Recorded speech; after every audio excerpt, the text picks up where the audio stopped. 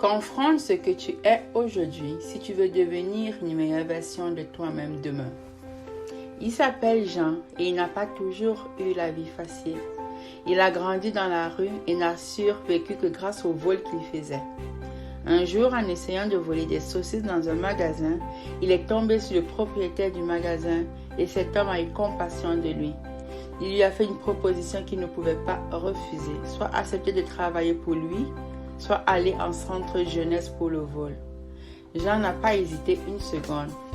Il a dit oui parce que depuis des années, il demandait à Dieu de l'envoyer une personne qui allait assez croire en lui pour lui donner une chance de changer de vie. Et sa prière venait d'être exaucée.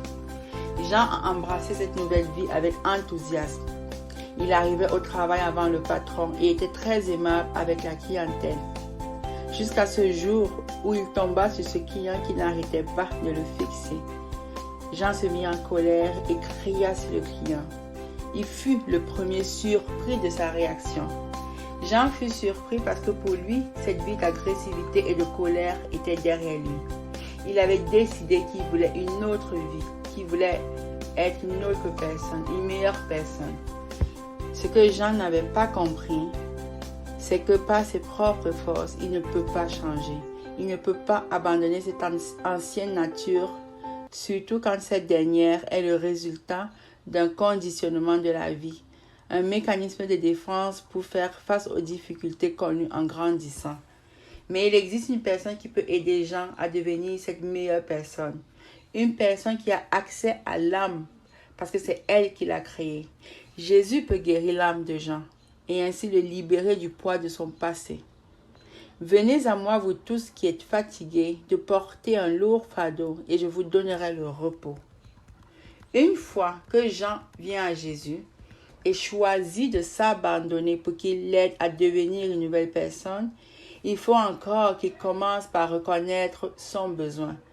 Parce que bien que Jésus ait pardonné tout ce que Jean a pu faire de mal dans son passé, pour se débarrasser de cette nature humaine qui le poussait à adopter tous ces comportements nuisibles, comme la colère, la rébellion, la première chose à faire est d'identifier clairement les 10 comportements et prendre la décision de les haïr au point d'en être dégoûté. Car on ne peut renoncer à quelque chose qu'on ne hait pas. Il faut être radical avec les choses qu'on ne veut plus dans notre vie. Rien ne réussit à celui qui cache ses fautes, mais celui qui les avoue et y renonce est pardonné.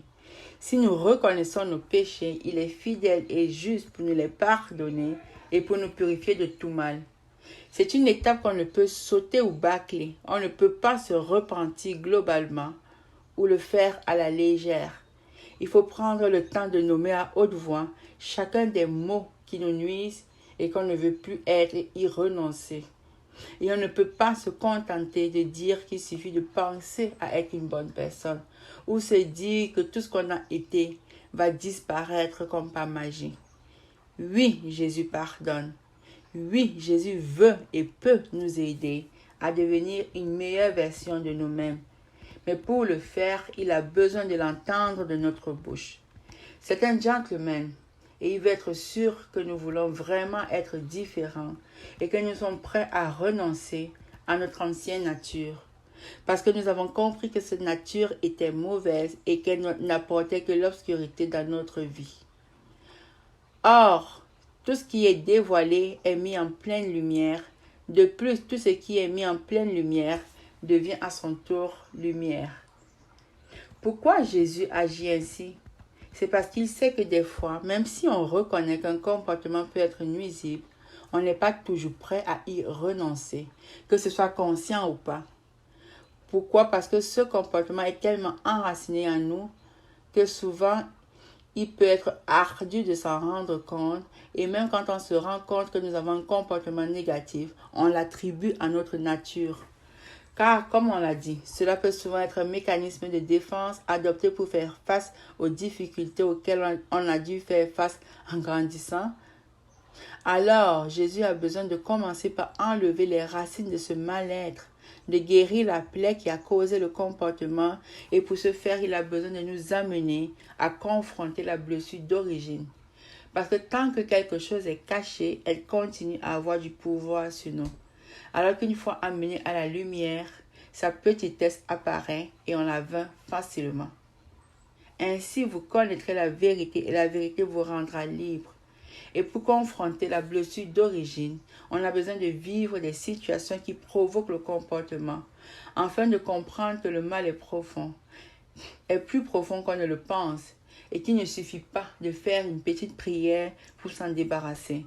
Il faut accepter de se montrer vulnérable, accepter que par nos propres forces, nous ne pouvons pas y arriver, et surtout accepter que nous avons été blessés par la vie et que ces blessures ont eu des conséquences sur nous qui nous ont poussés à adopter inconsciemment des comportements négatifs comme la colère, la rancœur, la susceptibilité, le mépris des règles ou encore la paresse.